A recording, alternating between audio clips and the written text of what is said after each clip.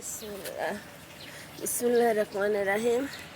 এই দেখেন ছোট ছোট বেগুন গাছ গেড়েছিলাম, এই যে কলি এসেছে,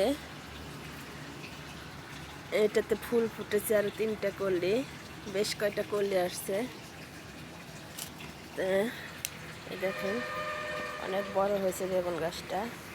এটা মরিচ গাছের চারা দিছি, এখানে দিচ্ছি লাউ গাছ চারা,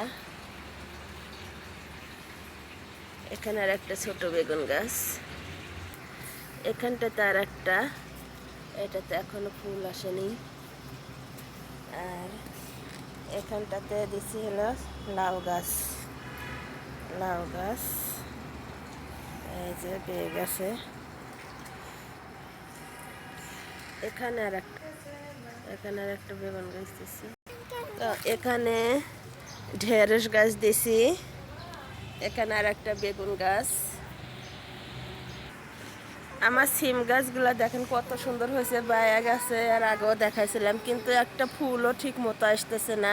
2-1টা করে এই যে ফুল আসে 2-1টা করে, কিন্তু কীরকম ঝরে পড়ে যাচ্ছে।